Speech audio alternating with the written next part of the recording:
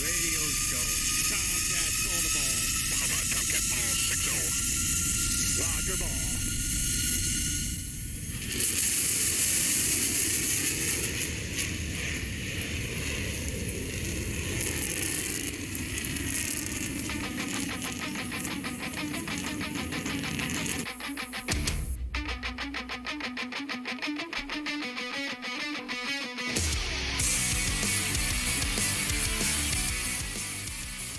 Hello and welcome to the F-14 Tomcat radio show, straight out of Grumman, Calverton, where all 712 airframes were built. I'm the show's producer. My name's Lorenzo. I want to welcome you guys to episode 8. We have an awesome show lineup. Our first guest tonight is Commander John Robusto, call sign Robo, from Fighter Squadron 102. Good evening, sir. Good evening. Also joining us is Lieutenant Keith Schomig, call sign Virus, from Fighter Squadron 211, the Checkmates. Good evening, sir. Good evening. We have a couple of VIP guests joining us as well tonight. And first up is Thane Birkett. He's a young aviator in Hawaii we feature on Instagram, but also we mentor as well. He has legends like Dave Biobronic, or even, example, I think pretty much the entire panel sitting here tonight, from Leakster to Siphon to Virus. Everybody's involved, giving him some direction and getting him to where he wants to be in his life. And it's kind of special to be a part of that. And I mean, even Scott, your 84 plane captain, I know they speak regularly too as well. Excited. Welcome aboard, sir. Hi. Also, we're joined by Josh over at Discord, who's been helping us out big time over there. And we asked him to come sit in for a show. Really appreciate everything he's been doing over there. And it's, again, great ideas and watching it grow. It's exciting. Thank you. Yeah, I really appreciate you inviting me. Thank you. Awesome. And, of course, we have our host tonight. And they are... I'm very proud to present, sitting in the front seat of the F-14 Tomcat, your executive officer from the Diamondbacks of Fighter Squadron 102. He is Jerry Leakey, call sign Leakster. And sitting in the back seat with his finger on the launch button from the Tomcatters of Fighter Squadron 31 in the F-14D Super Tomcat is Lieutenant Eric McMullen, call sign Siphon. Happy to be here, Thane. Thank you for that. Yeah, thanks, Thane. That might just be your guys' Aloha. finest intro. Awesome. Siphon, Leakster, it's yours, sir. Well, cool. So, Thane, tell me, what interested you in the Tomcat first? Why do you like the Tomcat? Oh, it's been a long time, so I don't really remember at all. But I have no idea. I'm sorry. Well, the Tomcat stopped flying, but well, at least in our country, before you were born. So, is that part of the appeal to you? It's kind of a legacy airplane for you. I actually remembered about what interested me is the movie Top Gun. I came downstairs for dinner one night, and my uncle was watching it, and that's what interested me. That's cool. It stole the show, didn't it? Yeah. I mean, there are some actors on there, and they're doing some stuff, but the flying was the best part. That's what I think about it. So, are you wanting to fly yourself someday? I'm not sure just yet, but maybe. That'd be cool. I understand you've been up in some of the Civil Air Patrol airplanes already, right? I've been in them, but I've never been in one of them while flying. Oh, okay. Okay. Is that something you have to earn in the Civil Air Patrol to get to or something like that? No, I'm too young to join, but my mom is in it. But once I'm 12, right? Once I'm 12, I'll be able to join. All right. I've seen lots of pictures of you in the airplanes or around the airplanes. I think that's really cool. When I was your age, I loved to be around airplanes. I still love to be around airplanes. Yes. So that's never gone away. Even at 56, it's always a fun thing to be at the airport watching airplanes fly around. So it's a strange thing that never seems to fade. Yeah, absolutely. Hey, Thane, I got a question for you. What's your favorite fighter squadron? Oh. My favorite fighter squadron is either, I have two of them, is the VF-31 Tomcatters and the Jolly Siphon's Rogers. dancing. What? Siphon and Scott. Heard that. Heard that. Oh, and I see this Look, we this got VF Checkmates, 102 Top Diamondback Hat. poster on your wall right behind you. The screen's lighting up with everyone from the squadrons. That is awesome. That is awesome. Well, Hey, that's okay. That's okay. It's a reasonable question because I don't know. I mean, Felix is pretty good looking, I gotta say. Yeah. so when you get older, Thane, are you thinking about serving in Civil Air Patrol or ROTC and when you get into high school? I would like Civil Air Patrol, even though this sounds like a weird answer, because my mom should be Squadron Commander by then. So. Nice. That is awesome. She's doing a lot of hard work over there, and I'm sure you're proud of her. Yeah. That's something I don't recall anybody I've served with having their mom as the squadron commander, but that'll be a new one. That would be pretty cool. That's a work in progress. Don't hold me to it, please. That's funny. So you realize, Dane, to be able to fly and be in aviation, there's a lot of homework involved, a lot of schoolwork, it never ends. I could tell you right now, even Leekster, he's always learning and studying as the airplane is updated and upgraded, and he always needs to be on top of it, be certified for it. Certifications are a very popular thing that you study for in the field of aviation. So knowing that homework is important, can you tell other young men out there why it's so important? Yeah. Because no matter how old you get, you're still learning something, even if it's something new. Very true, and you're 100% right on that. And speaking of homework and doing your homework, Ken, you've done your homework, sir. I know that for sure. I've seen your certifications. I believe it's showtime, sir. It is.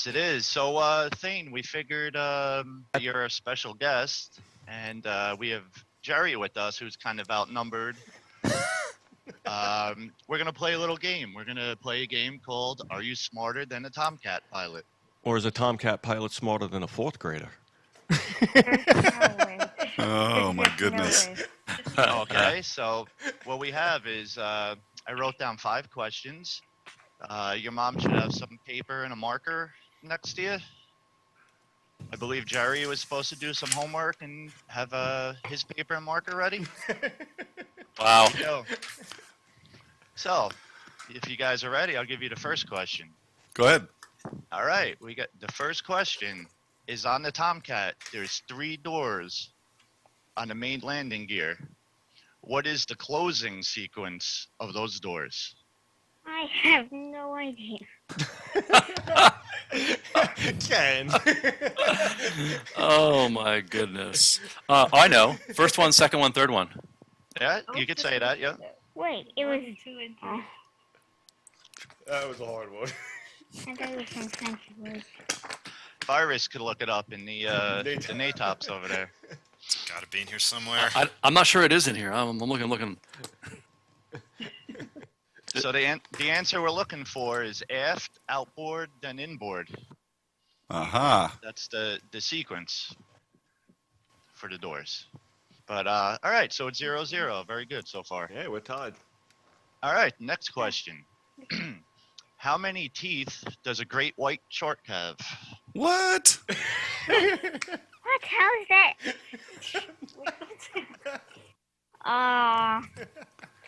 We'll do this kind of like the Price is Right. Closest without going over. I have no idea. I'm going to guess 50. No. I'm going to say close to 100 something because they have 2 rows of teeth, I think. Yeah, top and bottom. Right. And they also have teeth behind their front row, at least 2 other layers or something. There's a lot of teeth. Oh. But whenever oh my god. All right, well, I did some research today, and it says the average is about 54. So I guess Jerry's going to get that one. Leekster's in the lead, 1-0. All right. Question number 3. On the Tomcat, how is the tail hook lowered, held down, and raised? And what systems are used for each? Wow. Do you know that one, Thane? No, I have no idea.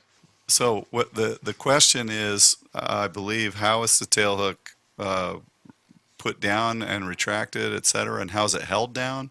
Correct. It's hydraulically actuated, but it's pneumatically boosted basically and held down in the down position so that it doesn't bounce off the flight deck. And that, I think Robo would agree, was one of the most common reasons for boltering, was that there was a nitrogen charge in there and it would tend to leak out, and then you could see when the plane was on final approach that the tail hook would be kind of wandering around in the airstream. And if a pilot made a lineup correction, meaning a roll correction, it could cause the tail hook to slide off to the side and skip over the wires. So that could really complicate your landing, especially in moving, in gusty days or whatever. But yes, hydraulics and pneumatics. Why was I thinking the lever on the dashboard? Robo has one more addition, so maybe it's electrical because of the actual handle. I don't know, but I think the handle's a hydraulic valve actually. No, it came down with gravity. It came down with gravity down. Then it was held down by pneumatics and then hydraulics up. Yeah. That's great, and that's a good point. And why would it be that way? Because if you lost that specific hydraulic system, the hook would still come down with gravity. I believe, and the landing gear basically work, in most airplanes, the landing gear work that way as well. Even airliners work that way. If you lose hydraulics, the landing gear will just fall open. Right, and that's why you had the dash pot that held the hook down. There's also a wind Good speed stuff. on the hook as well. The hook, I believe, 400 or 450 knots, where the wind starts to cause airstream issues with the tail hook bouncing around. Something like that. I read that in ATOPS a while ago. Yeah, I think there's a limitation for top speed with it deployed. You get that Mach 1.7 blowback. Yeah. All right, next question. I think I got that one wrong, by the way. Robo pointed out, so I thought the answer was I can't take credit for that. pull a one. lever on the dashboard was how the tail hook works. Yes. You went into the whole maintenance division officer and all the parts out on the ground and how it works. Yeah. Sorry. No, that's good. That's what the listeners want to hear. But all right, question number 4. Here we go. Dane, this one is kind of directed at you. What is the most common flower in a Hawaiian lei? We don't do much lace, so. Yes, we do. I'm looking for that in NATOPS too. It's got to be in here somewhere. NATOPS does everything. See, if I was a real Navy pilot, I would be accessing my Google search below the table here. I think it's normally plumeria or orchid or whatever it's pronounced. I have no idea. That's That right, was- it's an orchid. Orchid. Oh, nice job. Well All right. done, sir. So we got 1-1 right now, and here's the tie-breaking question. Ooh, 1-1. I lost twice. No, you got that one right. Here we go. Here's the last question. What is the name of the largest volcano on the island of Hawaii? Mauna Loa, I think. I think that's correct. That is correct. Yay. So now I we think- just have to figure out what we do in the case of a tie. Well, I think Thane answered it first, so Yeah. Well, I got a bonus question here. Uh-oh. just like Robo answered it, and I said, yeah, it's gravity. Right. Well, what he said. All right, here's one for you. In Operation Koa Shield, which Civil Air Patrol just performed, which was an F-22 intercept, which we'll talk a little bit later about Captain Mulligan, do you guys know what the word Koa stands for in Koa Shield? How do you spell it? KOA. KOA. Look at his background. Yeah. That's right. The koa wood that they used to make surfboards There you go. with. Yeah. Koa Very is cool. wood found in Hawaii. It grows naturally. Yeah. And they make ukuleles out of now. Nice. In fact, I have one around here somewhere. Dink, dink, dink, dink. That is awesome. Thane, I thank you for joining us tonight. It's absolutely awesome. It was fun playing that with you. And hang out and enjoy yourself tonight. Absolutely awesome. Let's move Thank along you. here. You're welcome, sir. Let's move along here and get into our next guest. Robo. John Robusto. Smokehouse's comrade here, 102. Good Yes. evening, sir.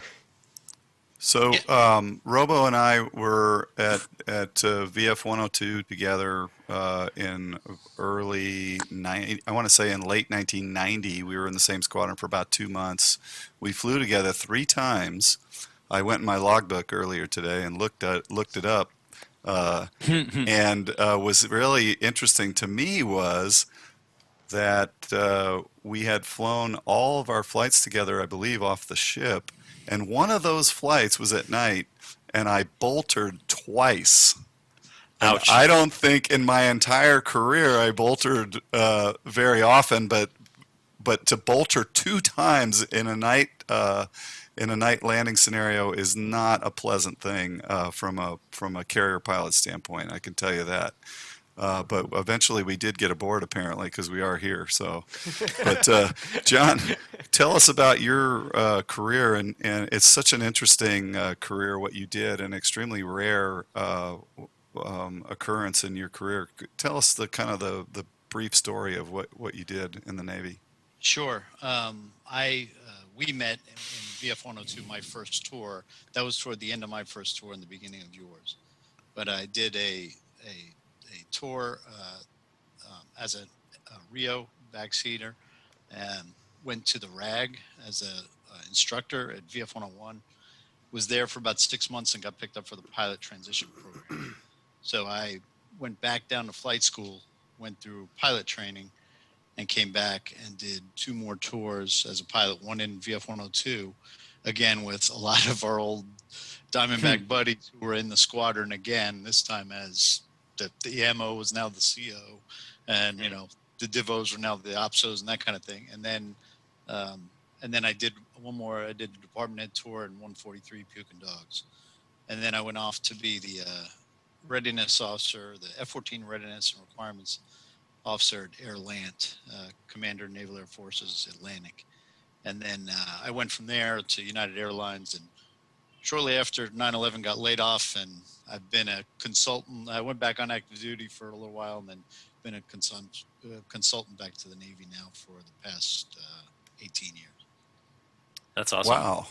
So that whole pilot transition thing to me is super cool, and we're all in the squadron. We're very excited for you when you were awarded that slot. How many of those slots do you think they were giving out back in those days? Was it? They gave out. They did it. I was the 3rd group, so they did. Well, let's put it this way: they did in the early '80s. They did it, and they did it with a lot more, and they didn't have really good success. A lot of guys washed out, and so they put it away for a while, and then about it was 1989 or 88 or 89 is when they started it back up, and they did 3 a year. They added 3 a year, and I was in the 3rd group of 3. Of my group, 2 of us made it through, and 1 disqualified when he got back up to the RAG in F-14s. And he turned right around and became a Rio again. So, and then there was they did it like 1 or 2 more years with 3, and then they went down to like 1 a year because they had some other problems with the success rate was not that high when it came to retreads. There was a point where they were tracking us and looking at how many had a FNAB or a Class A mishap and that kind of thing. It was actually statistically significant numbers, let's just say.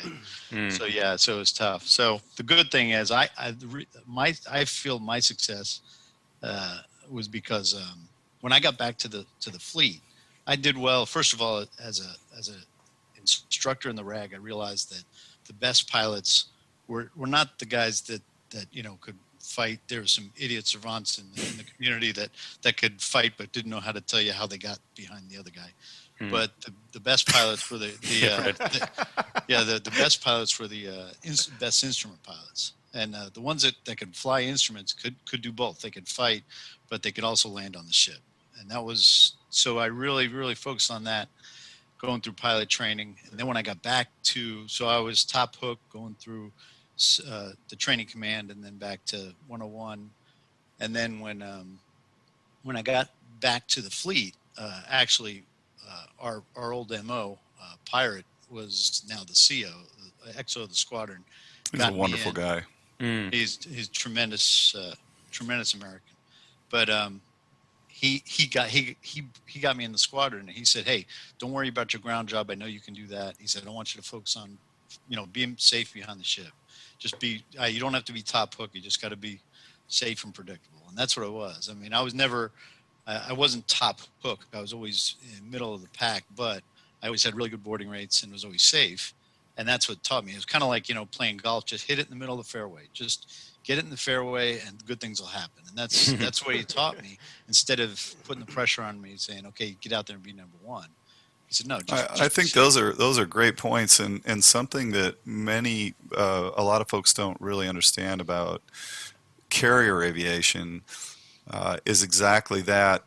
You could be the best bomb dropper. You can be the best dogfighting. You can kick everybody's butt out in a dogfight. You can do amazing things with the jet. But if you can't land on the ship consistently, then you're useless to the Navy as a carrier combat aviator. So that whole carrier qualification thing is our bread and butter. And we feel like we can teach people how to fight or to drop bombs, but they can't waste a lot of training time on teaching people how to get aboard. So a lot of folks wash out, and it's a very high stress environment as a student when you do those first carrier landings. And then of course the F-14 was, I'm parochial, but I honestly, as an LSO, watching all the other airplanes land on the ship, I think the F-14 was the most difficult airplane to bring aboard. And I still feel that way. And it was before fly-by-wire and all that. It was a very challenging airplane to land on the ship, prior to the digital flight control system, of course. I'm sure you would agree with that, John. Yeah, definitely. So, to add to that, I think it actually, what I learned over time was that being an instrument pilot, you could then learn, like you said, you learn the other skills. You learn to bomb, and actually, when you're bombing, it's an instrument scan. And then when you're fighting, it's not an instrument scan. It's definitely more feel, but it kind of bleeds over. And the guys that are really competent instrument pilots end up being good all the way around. Whereas the other ones, I know some guys are really good 1v1, but that's all they're good at. So anyway. That was my experience. I ended up with 1,000 hours in the back seat and 1,500 in the front seat. So a little bit more in the front seat than the back. Wow. 750 landings and flew for about 15 years. And then when I was over at Airland toward the end, I was back flying with the RAG, instructing students. One of the other things that's funny about being a retread, as we call it, I always got the VIPs. I always got to fly with the flight surgeons because I knew the back seat. So right. So they would always, if it was an admiral, if it was a VIP, if it was a midshipman, it was always, "Oh, hey, Robo, guess who you're flying with today?" So I always got those fun ones too. Right, because you could talk them through the operations in the back seat, right? I mean, you had a unique skill set that is, there's very rare among pilots that could understand really what was happening with that radar back there. It took me probably 700 hours before I kind of knew what the Rio was even talking about OBC checks. And so he said it was all black magic, back there, to be honest with you, Yeah, that's why when I went back as a pilot, while I was at Airland, I go back to the RAG and help instruct. They give me a lot of, remember the BFAS that's the basic intercept, basic employment phase. And it was a lot of basic radar work for the Rios. Mhm. And they gave me a lot of those because I could tell the Rio, hey, you're doing it wrong. Move it over Yeah. to the left, move it to the right, or you're slow down, go, Yeah. one you- up, one down. That kind of Yeah, you really could talk them through the mechanics of it. Yeah. You knew the hand feel, you knew the buttonology back there really well. So that's obviously a plus. Yeah. Let me ask, when you were finishing up your time, okay, this is a little bit of not a serious question. Then I'll ask a real serious question. When you're finishing up your time at 102, and you went with this nugget pilot who did the two bolters, was that the moment you said, I'm done with this backseat stuff. I got to fly in the front seat. Yeah, absolutely. Yeah. Yeah. In fact, toward the end of that, I was getting all of the young guys. I was getting Leakster and several others, because we had an influx of nuggets, and I was getting them all. Yeah. So I was like, wow, if I'm going to scare myself, it might as well be me that's doing the scaring. I remember, I may have told this story before, but I remember one of my very first landings, probably the first 10 in the back. My pilot, the guy I was crewed with when I came aboard as a nugget, Rio, I was too junior. I mean, Virus and Robo and Virus, so you'll both remember when we don't go out the boat before we're in a Tomcat. So I didn't really recognize how bad an approach this was, but it was a taxi one wire approach. I mean, we were probably about 50 feet from the round down, and he was all apologetic about it. And he was like, this is a horrible, horrible approach. I feel so bad about that. And I'm like, I don't know, that wasn't bad. We landed. So I can remember that kind of a sort of clueless feel around the boat until, get up there in a different number of traps. So yeah, that's, so go ahead. I was gonna say, actually, what actually, especially when I got back to the RAG as an instructor in the back seat, the thing that scared a lot of Rios, especially the instructors, was not the landings were the landings, and you had the LSOs to help. The really scary thing was that first night cat shot with the nugget in the front seat. If something bad happened on that, it was basically, you're rolling the bones at that point. Anything can happen, and there's nobody there to help you. So that was really the one that, and I went to the boat with 4 nuggets in the RAG, and every one of those, as we're getting up to the cat, I'm kind of telling him to repeat his single engine off the cat boldface, just so it just beating it into his head. Hey, you keep your feet on the rudders, keep your feet on the rudders. I couldn't agree with you more, and I think that's with all the kind of mythology that goes with landing on the ship at night. I don't think people realize how much more dangerous the night cat shot is than the landing, to be honest with you, because the airplane's at its heaviest it's going to be during the whole flight. So you're at max gross weight, and you're 6 feet off the deck. You're not acclimated. You've just gotten in the cockpit and turned on the airplane, spun up the engines, and within 15 minutes you're sitting in front of a catapult about to get blasted out into space. Dark blackness usually. Yeah, and you're only 60 feet off the water. So the F-14 was a handful with both engines running, and with one engine running, it frankly it killed a lot of people. It was a handful of those old TF-30s. So yeah, that night cat shot was something that made me sit up in my seat. It scared me a lot. If you're in an A doing CQ and you're not at max gross weight, then you're going to get that fun night shot at mill power with the TF-30s. And that doesn't usually go too well, because it wants to settle off the cat at mill power, which is a kind of a weird feeling at night, because you're already disoriented, and as Robo said, it's all about instruments. When you go off that catapult, you're completely locked on you're watching the engine instruments as you go down the catapult. So your eyes are just glued to those engines. And then once the airplane clears the end of the catapult, you transition to to the attitude reference to make sure that the nose is set a few degrees above the horizon, 5-10 degrees. And then you transition to the VSI, the vertical speed indicator, to see if it's actually climbing. And then the altimeter, does that match the vertical speed indicator? So there's this kind of cross check that validates that the airplane is actually moving away from the water. And then you kind of take a deep breath, you know. And during all that, of course, you're retracting the landing gear, and you know, whatever other configuration change you might make, because it's usually a full flap off the carrier. So being a D baby, I know I talk about this all the time, but I only ever flew the GEs, so I never really experienced a settle off the cat. I mean, even a flat attitude, it was pretty much constantly climbing from the very get-go, from the end of the stroke.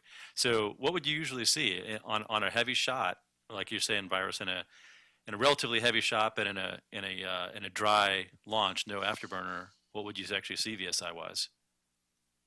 Oh, it would start climbing almost immediately, and I guess you'd see about 1,000 feet per minute climb initially, because you're trying to put energy on the airplane. You're accelerating, so you're not actually putting all the energy into the climb. You're accelerating as you move forward. But you know, different ships I think were different, and Robo and I were on the America, which is an oiler, and they were conserving steam for all kinds of things, right? Where it was not like a nuclear powered aircraft carrier where they had an excess of steam. So they were always looking for the minimum, you know, end speed they could give you, which was basically 10 knots over, you know, whatever ends. They have a target end speed, and then they go, okay, we'll give them extra 10 knots. But occasionally the winds would be very light, and they would come up on the radio and tell you, hey, you're going to get minimum end speed on this cat shot. You know, not at night usually, but in the daytime, you'd hear that call every once in a while. Just FYI. Just yeah. We're not going to give you a lot of speed off the cat. So you're saying live with it. So you're saying morning CQs are a little more risky due to all the showers going on in the boat and they're taking your steam? CQ is pretty low risk because, as I think it was Virus pointed out, or maybe Robo, when you're doing CQ, you're already below landing weight. So you're taking a catapult shot at a lower weight, and the airplane has plenty of excess energy. Sure. But you're going to go over, you know, Afghanistan or Bosnia or something with a couple of LGBs hanging off the airplane, laser guided bombs and drop tanks, and you know the Phoenix rails and missiles and you know full ammo drum with 20 millimeter. The airplane gets right up there to, you know, I think Siphon, correct me if I'm wrong, our max cat shot was 70, and then it went up I think to 72. 72. Yeah, 72. That's what you guys had. Yeah. Yeah. So I never shot with that much, but yeah. Yeah, I did a couple max gross cat shots, and it would peel your face off because they were you had to have a very high end speed. So it was pretty interesting. Big difference between that and a CQ cat shot. A carrier qualification cat shot at landing weight, significantly slower, you know. Yeah, especially after you've gone around a couple times, right? So. No, I mean like trapped and then going back to the cat. No. Yeah, I thought you were talking about my bolters again. It's very sensitive. I'm sensitive to that. Sorry. So Robo, tell me what actually did kind of inspire you to say I want to go for the single anchor method there? Well, actually, the truth is that when I went down to Pensacola, I went to Aviation Officer Candidate School in summer of '85. I was a bartender in college, and I was coaching a baseball team, a bunch of other dads who were all, I was up here in Virginia Beach, and they were all F-14 pilots and A-6 pilots. And they said, why don't you go fly jets? I said, I can't do that. Really? So I applied, and, you know, it was the Reagan years. They were letting everybody in those days. So I got in quality spread, and I got in the Navy that way. Well, when I went down there, I went down as a pilot, and I got hit with by my eyes. My refractive error was off. So I remember I called back up home and said, hey, I'm not going to be a pilot. And my father called one of his buddies who was a F-14 guy who happened to be in the same boat. He got hit for his eyes, and when he did a tour, then he went back and retreaded. He did that in the F4, And then they transitioned, the squadron transitioned F-14s, and he was an F-14 pilot. So he said, "Oh, don't worry about it. You'll be able to transition." So it was almost foreshadowing about 5 years prior, where I had already kind of had in my mind that, well, if the opportunity presents itself, I'm going to do it. The other thing is, I was a criminal justice major, so I had nowhere else to go. So I got nowhere else to go. Exactly. So I didn't have I didn't have something else that I was going to do when I got out. So I was like, no, I want to do this and I want to fly. And that way also, if things went south, or if I decided not to stay in as a pilot, you've got more options. As a Rio, not as much. And so that's why it was like, it was almost like an insurance policy for me. Yeah. I don't know about you, Virus, but I have not yet found an airline that wants to hire a weapons officer. I don't know what it is. It's weird. Yeah, I know. Well, I'm sure you guys all know they used to say, what does NFO stand for? And it was for no future outside, which means it was really hard to get a job coming out of it's like there's a lot of jobs in the military. And I tell a lot of kids that ask me, hey, I want to go in the military. I said, well, make sure you get a job. You're giving them something. You're giving something to your country. You're sacrificing. Make sure you get something back from that, and that means a resume that's going to get you a job on the outside. Yeah. So Robo, when you actually transitioned over, when you went back to flight school, I guess you were you were a lieutenant at that point, right? Right. Was that a unique experience, being basically the same rank as all your instructors, and like, I've got fleet experience too, and oh, by the way, you C-130 pilots, or whatever.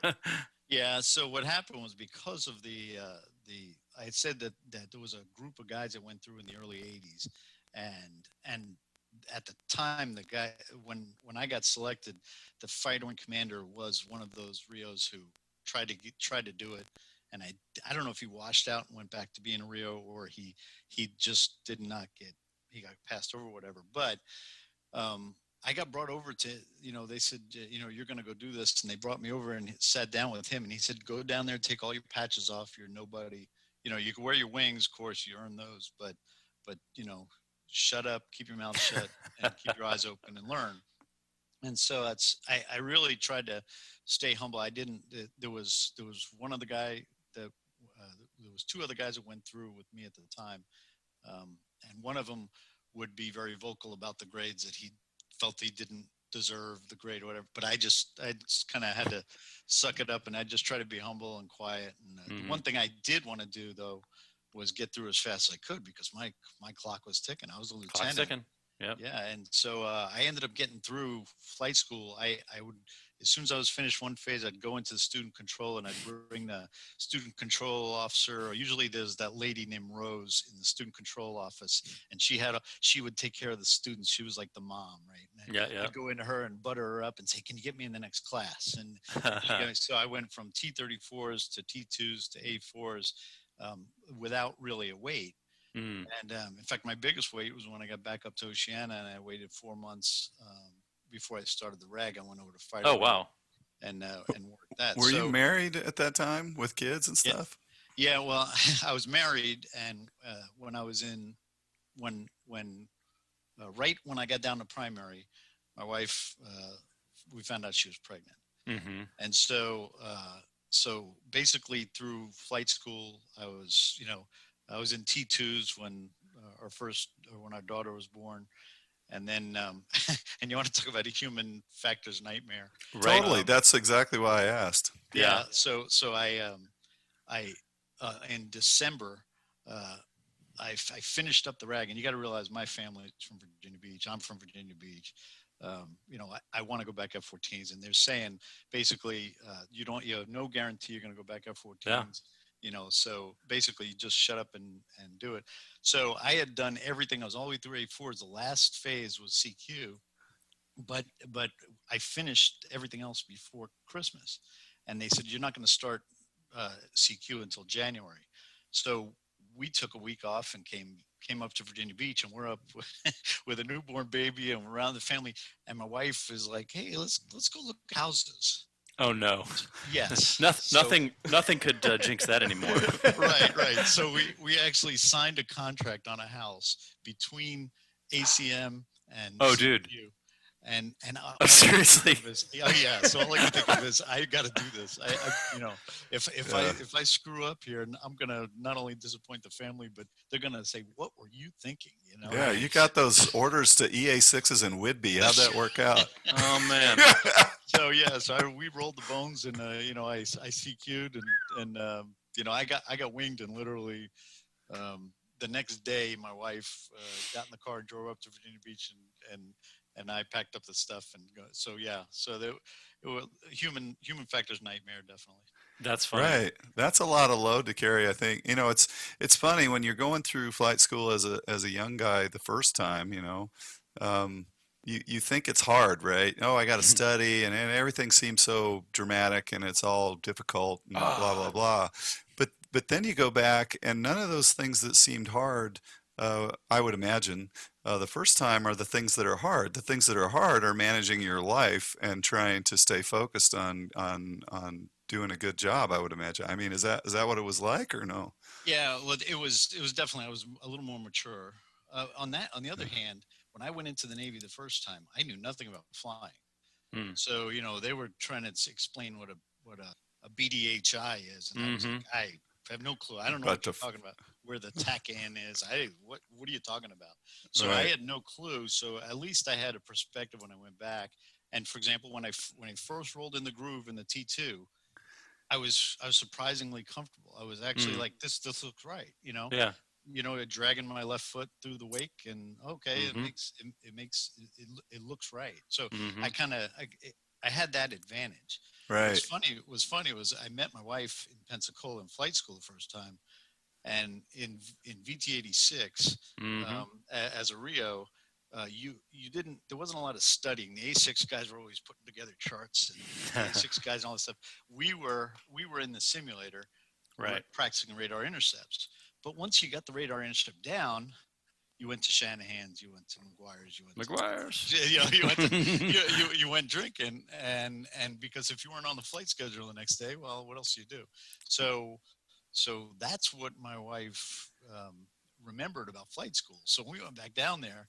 And I would say to the guys, hey, it's Friday night. What are we doing?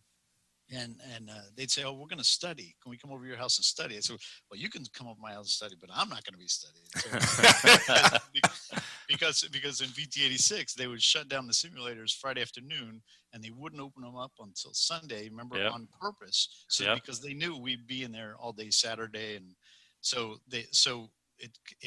we learned a little bit of compartmentalization, or whatever you want to call it, where you take your time off, and I try to teach the younger guys that, but they were like, no, they didn't want to go drinking. What do you mean? Come on, we just worked hard all week. What else do you do on Friday night? But anyway, so there was a little bit of a shock there that there wasn't as much of the. I went through flight school in 86, 87 first time, and then this was 91, 92.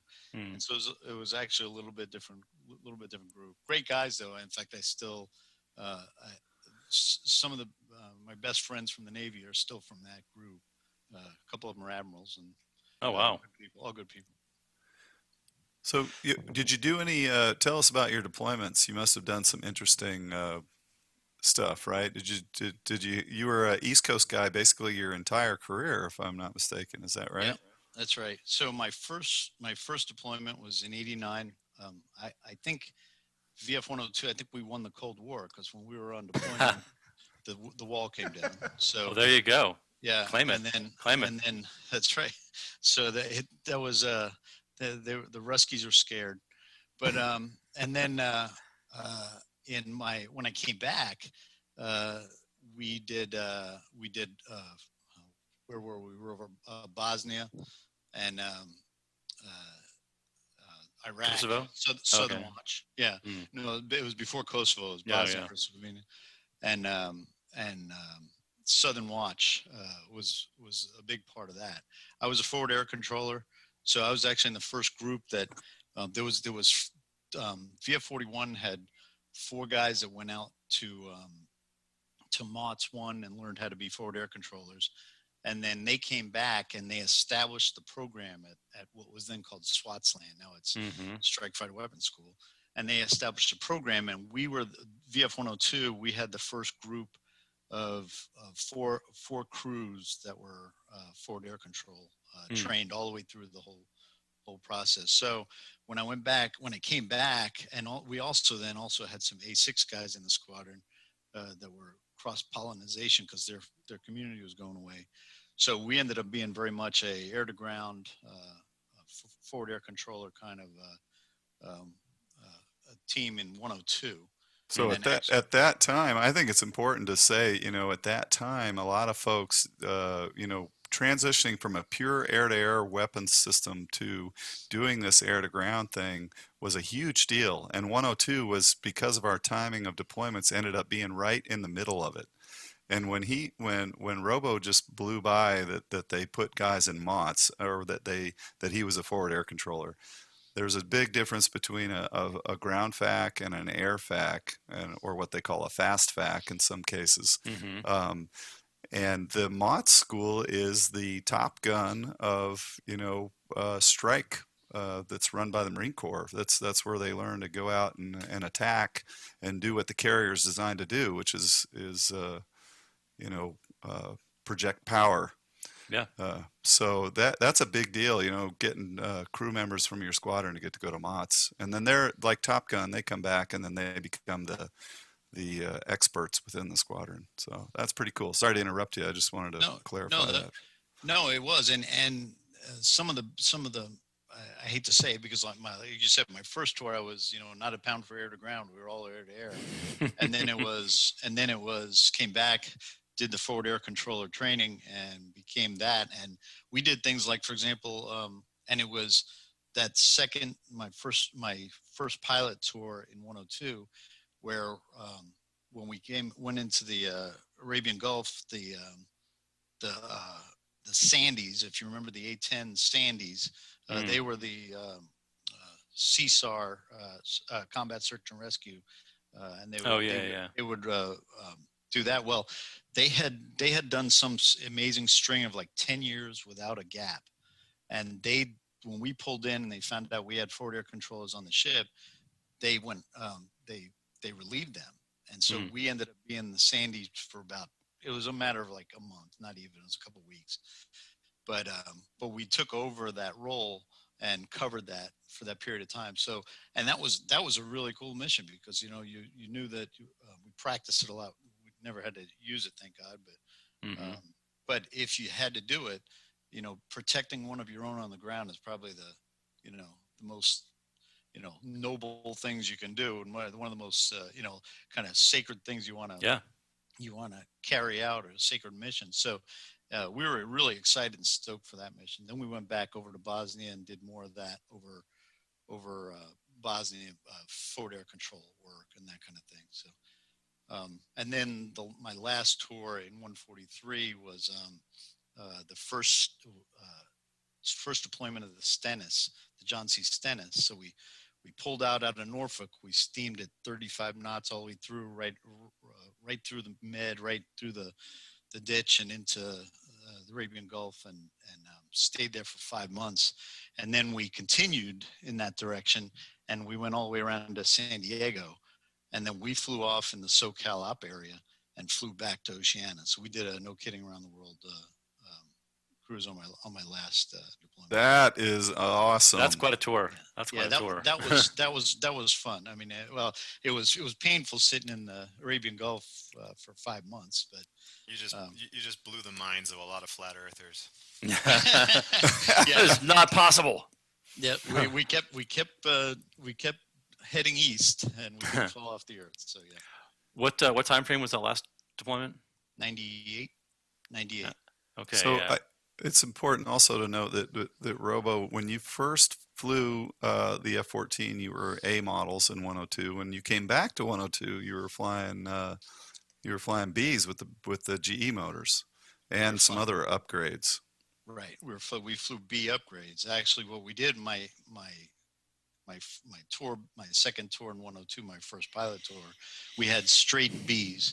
And that was, by the way, that was when the afterburners were blowing up and they didn't know why. Oh. So we were supposed to be restricted on our use of afterburner, but what I actually did was at the end of that deployment, I got sent home 2 weeks early, me and another guy, to take 2 jets to head back for the upgrade. And so we brought them back. We translanded on the, behind a KC-10 and translanded, brought them back early.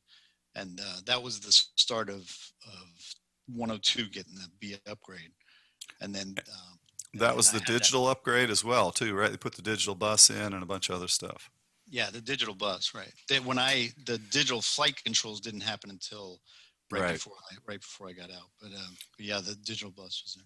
Was that so the same? How long was that flight on the 10? I mean, were you guys? That must have been quite a day. It was. I think it was like 9.5 hours or 8.5 hours. Oh my goodness! And you're in dry suits, I assume, as well. Yeah, in a dry suit, and the KC-10, if you remember, the tank speed on it was only like 235 or 250. Oh. And so what they would do was rather than speed up and slow down, they just cruised at that speed. So we were doing maybe 0.7, maybe at about 26,000 feet, and we're in we took off at a Rhoda, and we they said the first thing you're going to do is you're going to do a practice plug before we even get feet wet, just to make sure you can receive gas.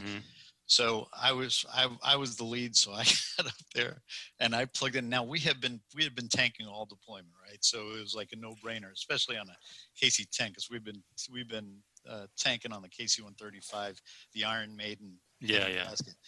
And so I was like, oh, piece of cake. This is a KC-10, no problem. And I get up there and I put the probe in and I fell out of the basket. And the guy, my wingman on the admin freak is laughing at me, because this is the beginning of what was scheduled to be a 10-hour flight, and we ended up bustering the last 45 minutes and got back early. But then he got in and he fell out, so I gave him right back. But we ended up plugging, I think it was 10 times going across, because there were places where, and the KC-10, when you do that kind of a mission, it's called a Coronet mission, and the Air Force owns the airplane. So they tell you when to tank. You can't say, I'm good. They tell you when to tank, and you always have to have enough to be able to get to a divert. So that divert might be, in the middle of the Atlantic Ocean, it might be Iceland, it might be Newfoundland, it might be Scotland, it may be anywhere as you're going over the water. So we're at 26,000 feet, and we're going into a cloud bank, and the snow is coming over the KC-10's wing, and all of a sudden he streams the probe, and you're like, really now's a good time for that. Yeah, this is a perfect time right here. Let's do this. So you're in there in the basket, trying to stay in formation with the KC-10, and my wingman's he's sitting on the other wing, right? He's trying to hang in there, and we're in the middle of a snowstorm going through a cloud. There was some pucker factor, but when we got to basically north of Maine, and you could actually you could actually start to see where there's land up there and all that, and you're coming down on the Great Circle route. That's when you started to really feel like, okay, I can make this. And so they basically, they kind of kept you just about topped off most of the way across. Wow. Yep, pretty much, because you had to, because some flying heavy. Yeah, the diverts were 1,000 miles away at times. So yeah, it was pretty sporty. And that was wintertime, I guess. February. Oh yeah. That's serious business. I mean, that's how the airlines do it too. When they cross, you're always looking at, you have to be within 180 minutes of a divert or something. So they're always looking, and I can totally see why they would be topping you off like that, to make sure you could always make it to Keflavik or to Bermuda or to Newfoundland or whatever the divert was. In your cockpit, that's all you're thinking about is, where is the next one? Is this the crossover point? The winds are showing this. We're right in the middle right now. It's going to take us 2 hours, no matter which direction we go. I think my audition for that was when we were south of we had just come through the Red Sea, and we were out there, and we had a strike group commander who he said there was no such thing as a no-fly day. So we flew all the time. Every day, every time we were at sea, we flew. I'm sure the carrier CO was happy about that. Oh yeah.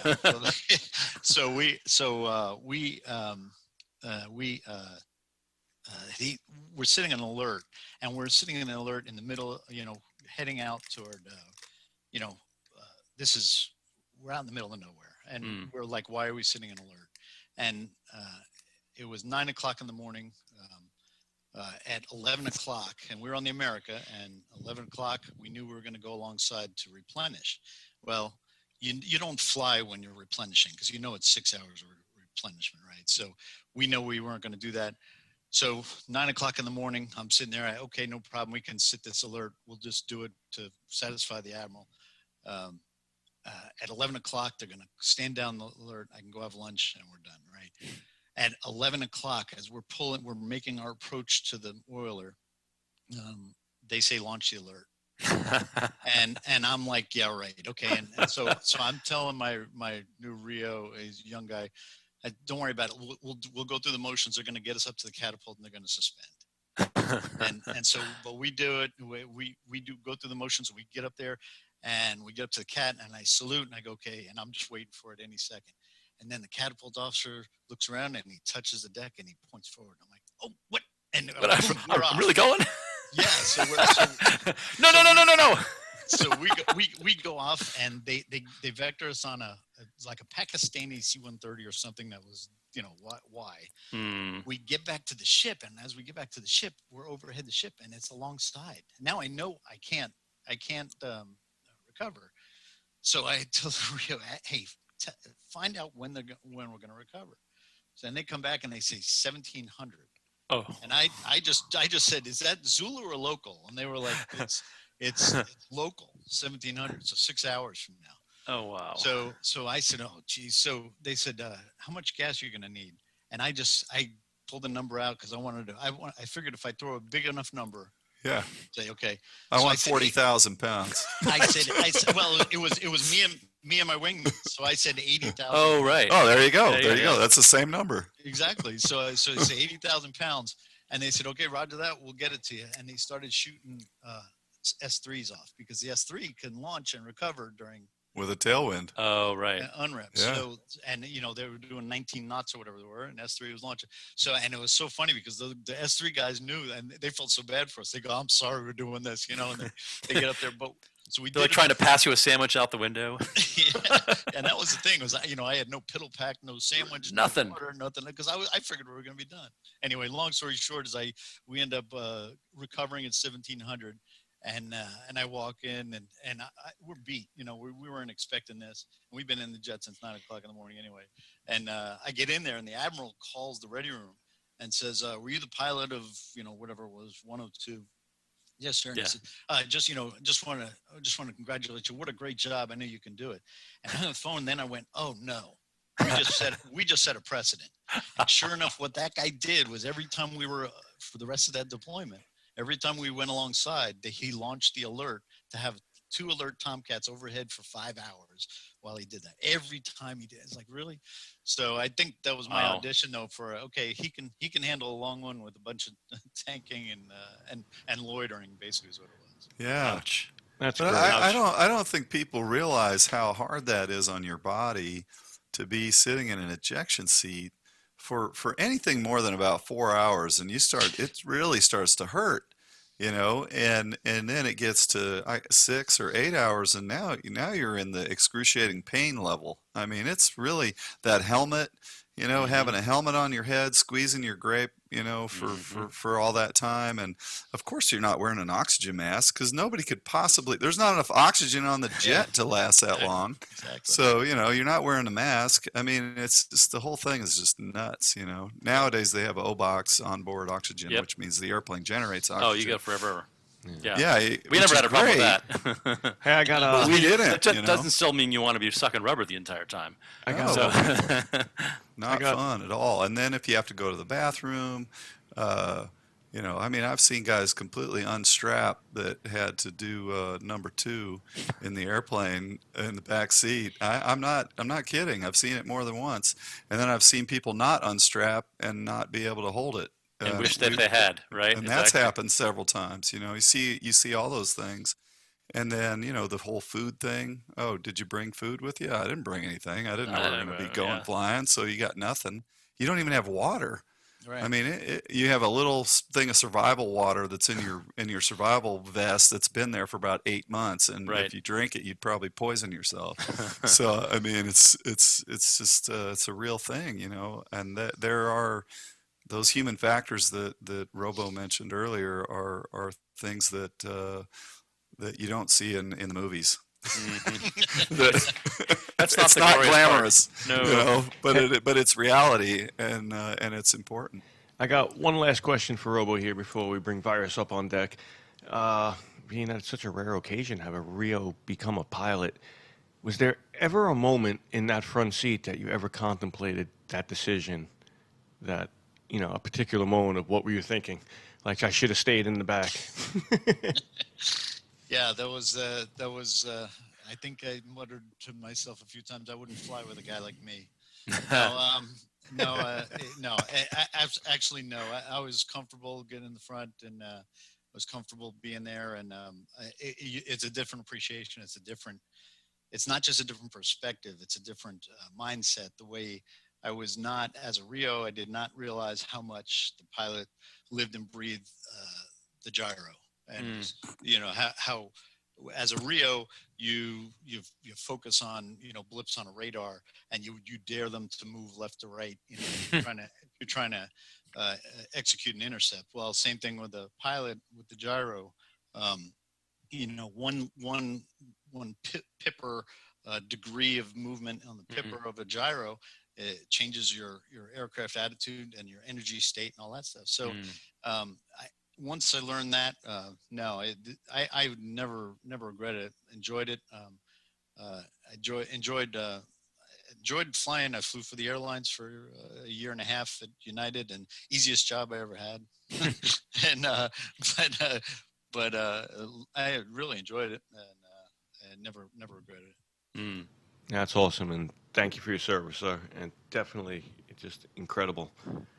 Next up, the words are checkmate, baby. We welcome Radar Intercept Officer Lieutenant Kieth Schomig, call sign Virus, from the Checkmates of Fighter Squadron 211. Welcome aboard, sir. Thank you. Good to be here. Yeah, good to have you, Virus. Thanks. You've been burning it up on the Instagram, so it's awesome to have you. Awesome to have you actually in the flesh. Well, different side of the country, but otherwise, awesome to have you here. Thanks. I'm a better Instagrammer than I was a Rio. I'm definitely out of my element here. You guys are very impressive, Robo, Leakster, and all you guys. I did one tour as a Rio, essentially, and so I promise you've forgotten more than I ever knew about the Tomcat. Just listening to you talk, bringing back memories. Like, I recognize those words you're using. I think maybe I knew them at one point, but yeah, very big shoes to fill here, footsteps to follow.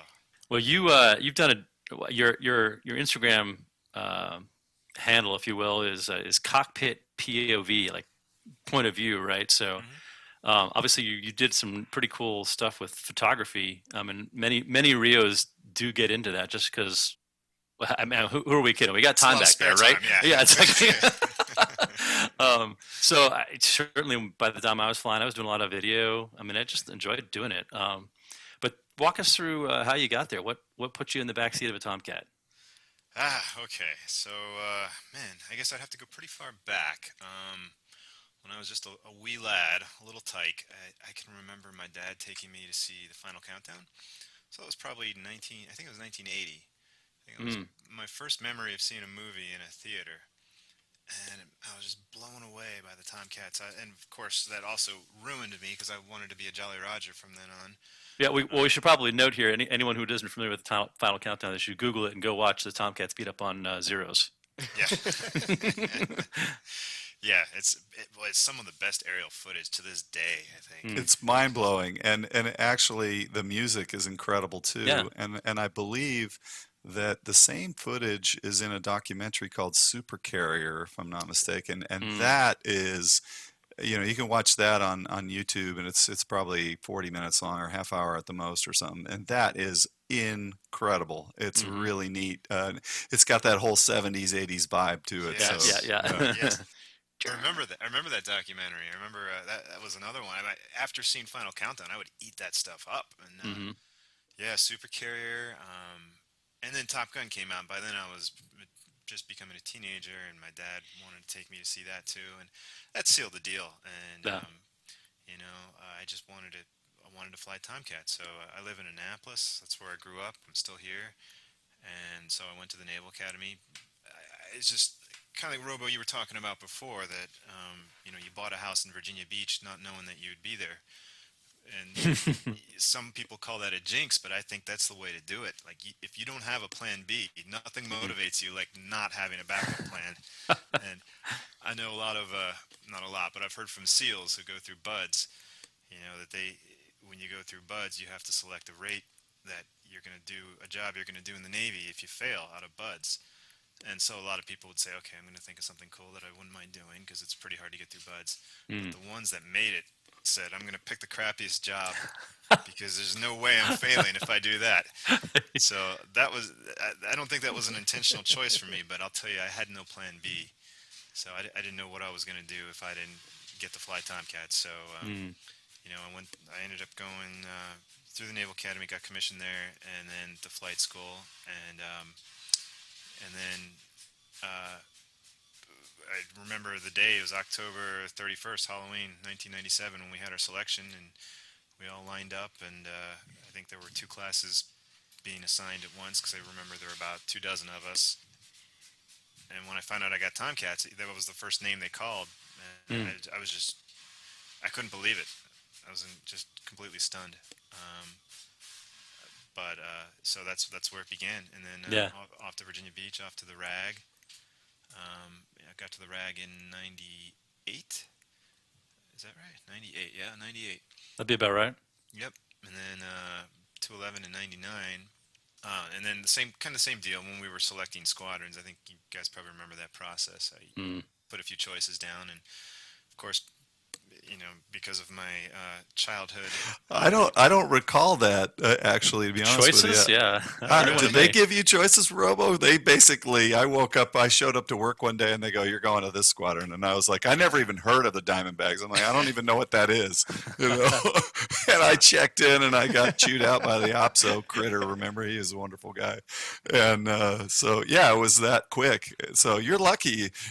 Somebody at least went out of their way to try to make you feel like you were participating in this whole thing. They did.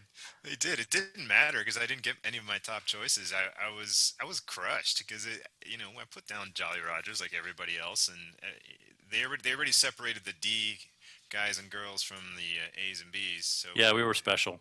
Right, you were very special. Very special. and we never had any choice because there was only 2 squadrons. We're like, A, B. Okay, whatever. Right. Yeah, I think there were still 3 when I was going through, and then and so we could put down A's and B's. And of course, everybody puts down B's because who wants to fly an A? And then I didn't get any of my choices. I got VF-211, and it's kind of the same thing. I was like, what is this? And I was kind of crushed. And then I got to the Checkmates, and it didn't take too long to realize, like, I really won the lotto with that one. It was just such a cool squadron, and I just had a blast. Like, great people. And a lot of good people. Deployment, like we started workups. Yeah, that was the summer of '99. So the first thing I did when I got there was contract spinal meningitis, and put me in the ER. So I got my call sign Virus. So start off on the good. You could have gotten biohazard. You could have gotten like CLEP. I don't know, clap, something like that.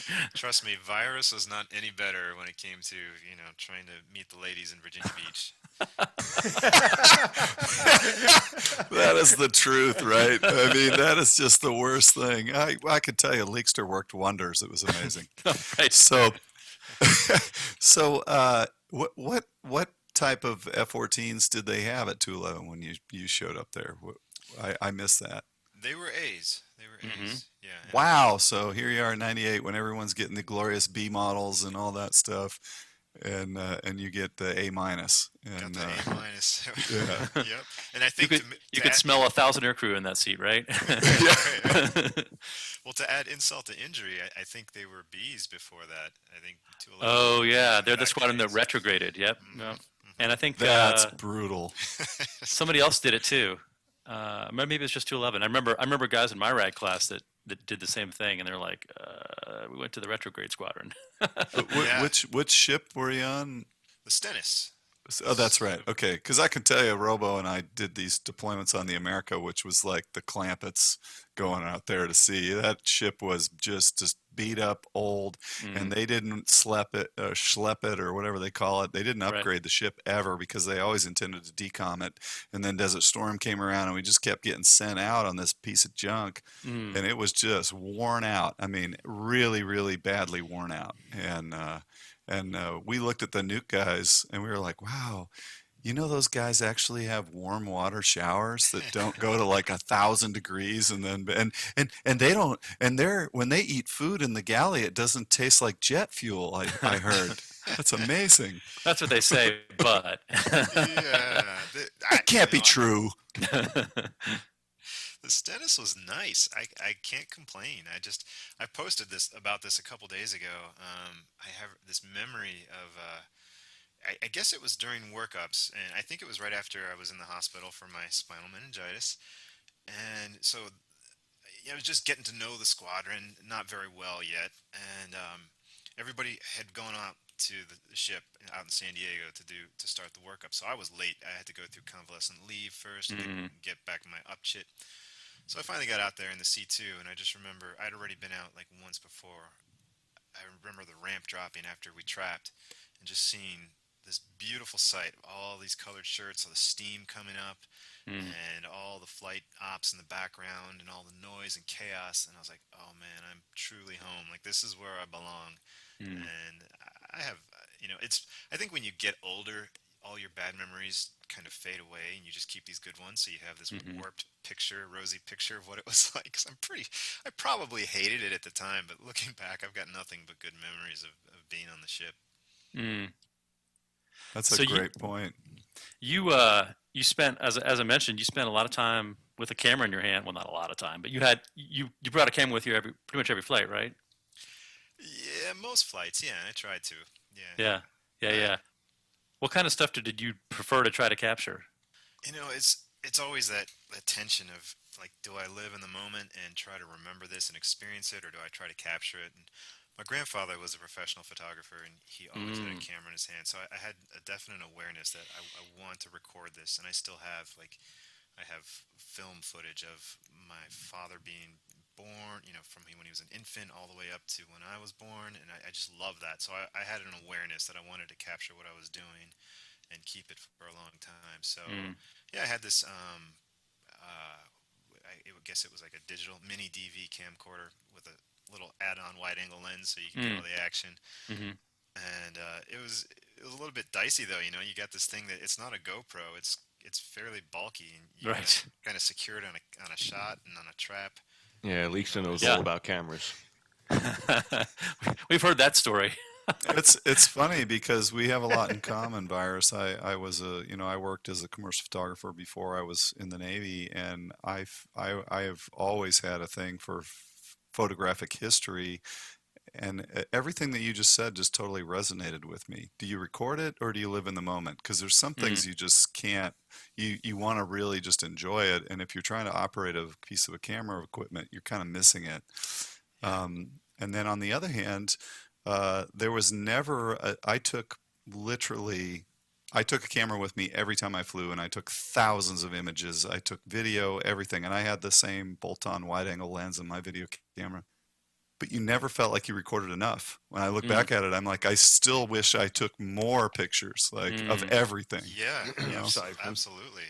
I agree. And this started before I was on Instagram. I mean, that's only pretty recent. It was just maybe 6 months ago. But before that, I was for years I had this YouTube channel, and I thought, I've got all this great Tomcat footage, and I'm going to upload it. And then I quickly realized, no, I don't have that much footage. I wish I had more. Yeah, yeah.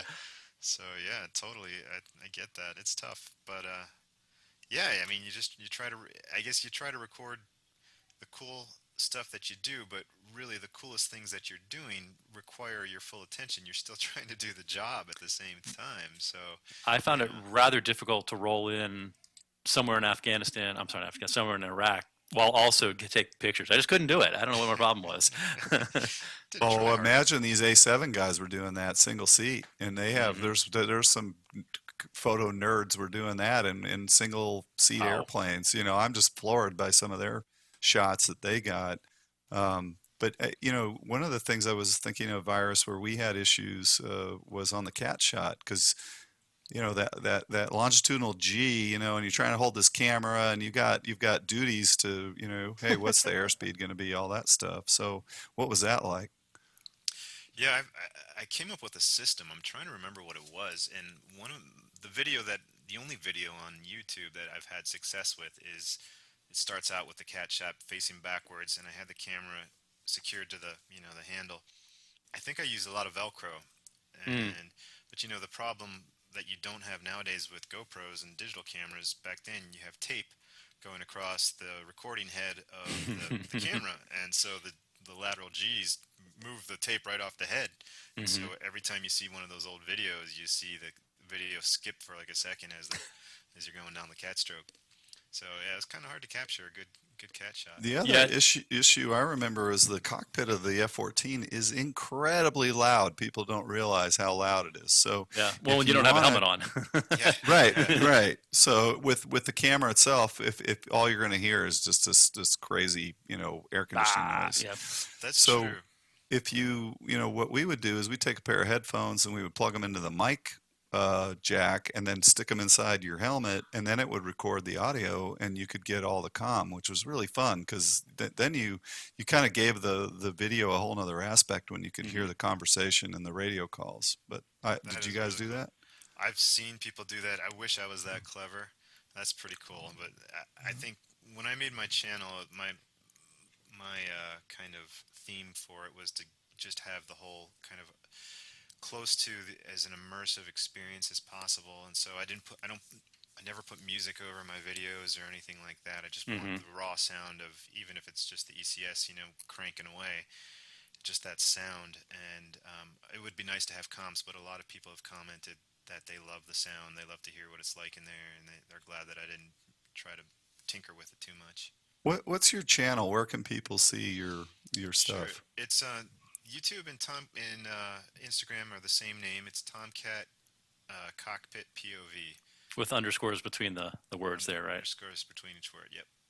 It's a pretty fascinating thing. I just at the end of my time, the HD cameras were coming out, and I bought them right before our very last cruise. I bought a little like credit card size camera that had HD, and I think it was like my very last cat shot. I finally got one where I was holding it like, you know, up right next to the DD, and so it was over the shoulder, but I was just holding it with my hand. So I'm trying to do my duties while doing the same thing, and it's the only one I ever got that was happy with. But I remember thinking the same thing, that like this is the last time anyone's ever going to get HD footage of the Tomcat. And of course, you can see him from Iran now still, but it's a little different.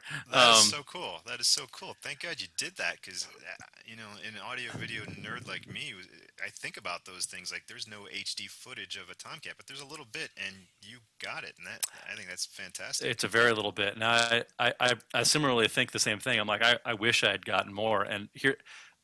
Lorenzo kills me every time I mention this, but I had it on a laptop, and the laptop was stolen. Are you kidding me? Yeah. So I think I actually have somewhere around here. I've got a hard drive that I backed it up to, but I haven't found, you know, multiple military moves since then. It's somewhere, I hope. But anyway. Yeah. Oh, that's tough. I know. So do you have any interesting deployment stories from your time in the Checkmates there, or did you guys have any mishaps during your time, or any of those kind of things go down? Yeah, we had. So I did 2 deployments with the Checkmates, and we lost a jet each time. Oh. So everybody's fine. I'll put that one for right one at the beginning. Everybody made it out okay. The first one. Let's see. The first one was Stumpy and Elwood. So they were being shot off the cat, and I was not on board for either one of them. But they got shot off the cat, and as best anybody can figure, it was FOD somewhere deep down by the stick, and he just couldn't get the nose down. It just popped straight up off the cat, and they punched out. And both times, that was in, that would have been 2000. I think probably June of 2000 or so. And they were fine. But with both ejections on that cruise and the next cruise, the plane came very close to smacking the ship. So that one was, you can picture it right off launch. It just goes like a rocket straight skyward, and then it's just kind of free falling back down. And then on the second one, this is a pretty well-known one. The pilot I was flying with, probably the most on that deployment, Woodsy, and I don't know if I probably would not have been flying with him that day because I don't think we were paired up at the time, but it didn't matter. I was at Prince Sultan Air Base. I don't know if you ever had to do those 2-week tours when you're on deployment where you kind of the Navy's rep over at the, I can't remember what they called it. It's basically where they ran they were running at that time, Enduring Freedom had just started, so they were running the air war out of there. So I got my little 2-week vacation over there with the Air Force, eating pizza. At the kayak. At the kayak, exactly. And I got a lot of stories from that too. Actually, some of my better stories are from my time at the kayak because it was just really fun messing with the Air Force. But that's for another day. But I remember waking up one day for my 4 a.m. shift, and my roommate, who was from the ship too, he said, "Hey, just so you know, you guys lost a jet." Oh, thanks. What? Just so you know. Right, just FYI. I was like, you don't lead with that. First you say, hey, everybody's okay, but you lost. So it turned out everyone was okay. But this is a famous one, and you can see it all over YouTube, where Woodsy and Ogre. So they put in the backseat a CAG staff guy for this flight. And he was a Rio, right? He was a Rio. Yeah, Great dude. Thank God they did, because he was prepared for what happened. But it was coming right back at sunset, and just a routine trap. And they trap, and they get about halfway through, the deceleration, and the tailhook breaks. So they go off the angle, with an end speed of maybe 70 knots at best, and they just sink down below. And I think Woodsy went to burner as they went off the end, but Ogre punched them out right away, and which was 110% the right call. And so they sunk the plane. As you can see it on the camera, you'll see the Tomcat go below the flight deck, and then you see the chutes pop out. I think Ogre was a lot bigger than Woodsy, so I think Woodsy beat him in altitude by double. But then as they're settling down in the chutes, going into the wake off the port side, you can see the plane flying, nicely trimmed up, just going away in full burner. But the scary thing is, it did a nice, gentle, standard rate turn into the port, came around, pulled a 270, and then after they hit the water, about maybe 10 seconds later, you see a giant splash right off the port side of the ship, right where the plane landed. I mean, it really could not have been much closer, and I can't remember if it was Woodsy or Ogre. One of them said they actually felt part of the aircraft under their feet as they were bobbing around in the water. Oh, wow. So it was... Oh, my goodness. Yeah, pretty harrowing. But they... I mean, you're right, though. That was the right decision. You can't second guess something like that. But I mean, it's the hindsight thing. It would have been probably okay if they'd stayed in it, but you don't know that at the time. Right. Who knows? The tail hook ripped off the airplane. Maybe the hydraulics failed. You don't know what went on inside that airplane after that.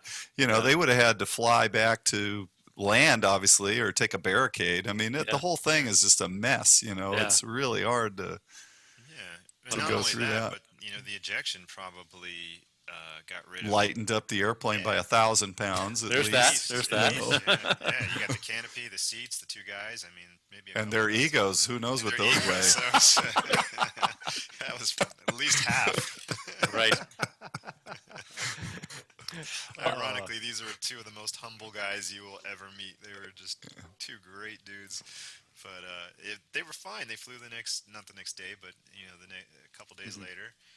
You know what keeps me awake, and maybe you guys have this experience as well, having seen lots of mishaps. Is I don't know. I can't say for sure if I were in the back seat if I would have made that call as quickly as time, because I mean that's a split second. It's not like not to diminish any other emergencies, but if your aircraft is on fire at 20,000 feet, you got some time to think about it. This is truly a split second decision that you just have to get right. And I don't know.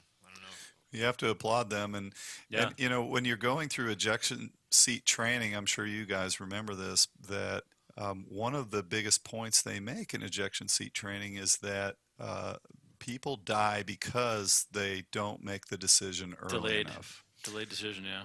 And as a pilot, it's natural that you're going to try and fight the airplane, and because that's just your fully, your whole mental capacity is engaged in trying to fly that airplane. So I actually, kind of took that part of my brain and gave it to the Rio. That's a psychological thing that people do with their phones. Like we all used to know everybody's phone number, right? We don't know it anymore because our phone knows it, right? Well, when you're a pilot, you're like, hey, the Rio's got his hand on the ejection handle going down the cat stroke. He's going to get us out if things go sideways. But I think I learned the hard way that you can't do that as a pilot. You really have to know that, hey, man, if it's time to go, you got to pull the handle yourself too. I'm sure it's hard to fight that instinct. I remember Woodsy talking about that. He was flying the jet away all the way up until he wasn't. Till the stick got ripped out of his hands, right? Yeah. And so, you have to wonder if he was a single seat guy, would he have died? Would he have crashed into the water, or would he have had a different mindset where he would have said, okay, now I've got to pull the handle. You just don't know. Well, better to live and talk about it than it is to become the subject of an instructional video. Yeah, right. In those days, the statistics I remember in the 90s, at least in the 80s for sure, it was even within the envelope of the ejection seat, there was only a 90% chance of survival. You still had 10% of the people dying within that had ejected within the envelope. And I had two friends that died in ejections where their seat didn't work right. Not in the F-14, in the A4. But a guy I got winged with was really tragic, and another guy in a T2 actually. But both times the seat didn't work as advertised, and they ejected within the envelope. So as a pilot, you kind of count on that thing. Or as a air crew, you expect it to work, but that's not always the case. But I think you really have to know when to pull that handle. You have to make that decision early. And we probably all can think of. I can think of at least two cases where the Rio lived and the pilot didn't because of that. What was it, a 0.8 second delay? 0.4 of a second difference. 0.4. Okay, yeah. So that's. Did you think about that as a pilot? Did you? No, and I think in the movies, I think a lot of people, even pilots, expect that these things happen nearly instantaneously, right? Oh, I'm going to pull the handle and I'm just going to shoot out of the airplane. Well, you start talking to people about dropping bombs or shooting a missile even. When you shoot a Phoenix off of the airplane, what is it, a 1 second download or something on the data? 3 seconds. Yeah, Robo 3 seconds, says. yeah. That is the very longest long seconds. That is the longest 3 seconds of my life. You pull the trigger to shoot that missile, and you're like, oh, it didn't work. And then clunk, it finally goes. And I think with the Sparrow, maybe that was a 1 second download. And so, I mean, that even shooting a Sparrow, it seems like forever. I can imagine if you think you're going to die, and you pull that handle, that 0.4 of a second is a long time. That is a long time, and it's obviously made a difference in a few cases. Yeah, Revlon's one of them on 213 there. And again, Rio survived, and obviously she didn't. And again, that half a second delay, if that. Yeah, yep. And then there was one during my second cruise, and I think it was 102, if I recall, where it was a cold cat shot. I don't think 102 ever lost any airplanes. At least they may have lost an F-14 long before I arrived there, but I don't think they ever lost one. Do you know of any, Robo? You and I know a guy, or was that my second tour, who punched out or Cherry Point. We lost Right, but that was that was a RAG airplane, wasn't it? No, it was a 102 bird. Doing FCLPs, right? No, they just took off and well, he took off and thinks he had a bird strike. Oh, And okay. turned downwind and shut the wrong engine down. Oh, So Yeah. that was 102. That was probably that's another. Yeah, that Definitely was another. actually I think that was in a B. So I think that was. I hate it when he does that. So then Wow. maybe it was 11. I'm seeing a red logo, so maybe it was. I picture it, so maybe it was 11. Was it Ripper Jet, maybe. Throwing the Rippers under the bus, are we? Well, they're not here, so.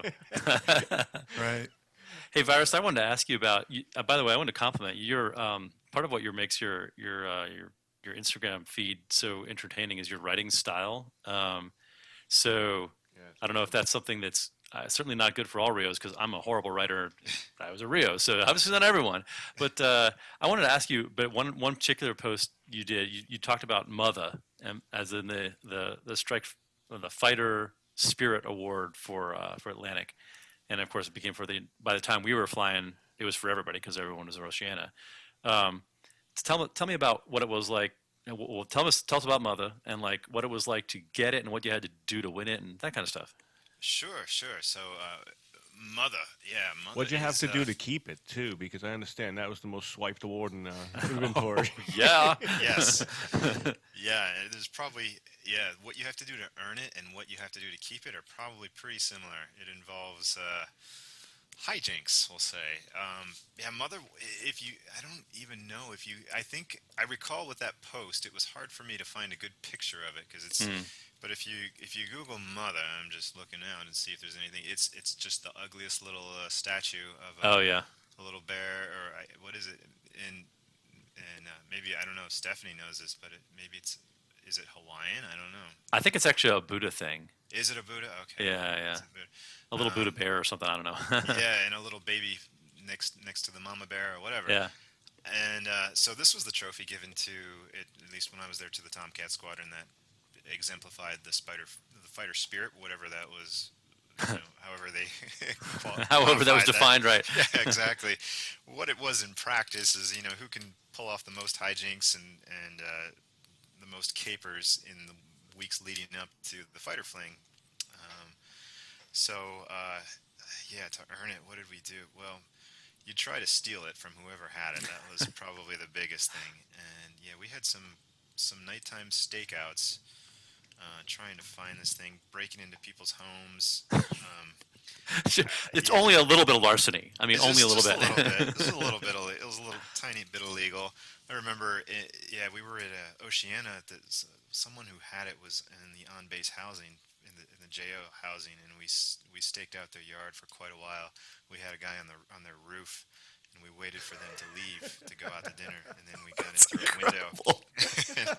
Oh, that's totally awesome. Oh, it's all fun and games until somebody gets shot on a breaking and entering.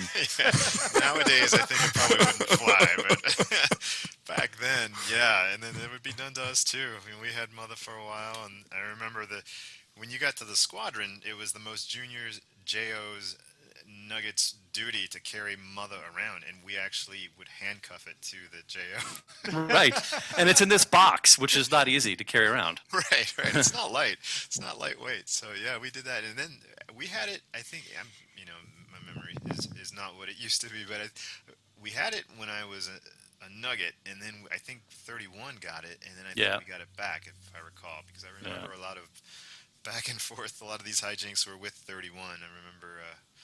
I got to know where you guys all lived. Right. You got well associated with the guys that were legends by the time I got there. Honey, there's a car driving slow in front of the house. It was. It's surprising more of us didn't go to jail. Do you remember everybody had I think every squadron had a squadron vehicle. There was a period of time there when it seemed like everybody does. Yeah, it did. Yeah, and obviously that was the Mother transportation vehicle. Yeah. Ours was one of those. You see them at Air Force bases, those kind of box truck looking things that take the flight crew out to the planes. It was the ugliest thing ever. I'm sure it was awesome. No, it was ugly. You're right. The first time. It wasn't cool like the Ripper bus. What's that? It wasn't cool like the Ripper bus. No, it was no Ripper bus. It was not even half that cool. It was an old, and we put ambulance lights on it. And again, this is another reason we should have gone to jail. I remember, like 11 or 12 of us would pile in and go to lunch out and leave Oceana and drive out on Virginia or whatever the road was there. Yeah. And we'd have the lights going. I remember one time, like a police car got out of our way and let us go by. That's classic. That is totally classic. Hey, we're important. We're going to lunch. Get out of our way, copper. We're going to lunch. Think about it. All of a sudden, the police car is pulling over. Like, oh, right, the lights. Maybe we should turn those off. You looked very official in the 211 mini microbus. The Russians are coming. We had a. Do you remember what we had? We had a Unimog, which I don't even know what it was. It was some like German troop transport vehicle or something like that. I don't know. It had like seven gears forward and 3 gears backwards or something like that, and like 2 clutches. I don't know. It was only like 3 people knew how to drive it. That sounds amazing. Oh yeah, and then I don't think. Well, maybe it was you guys. Somebody stole it, and then of course they stripped out the transmission, and it didn't move for like 3 years because of that, because no one knew how to fix it. That is totally a checkmate thing to do. Yeah. So mother was I don't know, it's part of what made being in, at least in our time. Did it go back to you guys, Leakster? I mean, was it around then? I never heard of it until a couple of years later. What do you know about the history of that thing? So the mother was actually a West Coast thing. But it came east. Yeah, when the West Coast Squadron, when we shut down Miramar and brought the squadrons east, they brought mother. And quite honestly, there was a little bit of a the East Coast guys looked like, really? What are you? So there was a little bit of that going on. And the West Coast squadrons brought the squadron vehicles and that kind of thing also.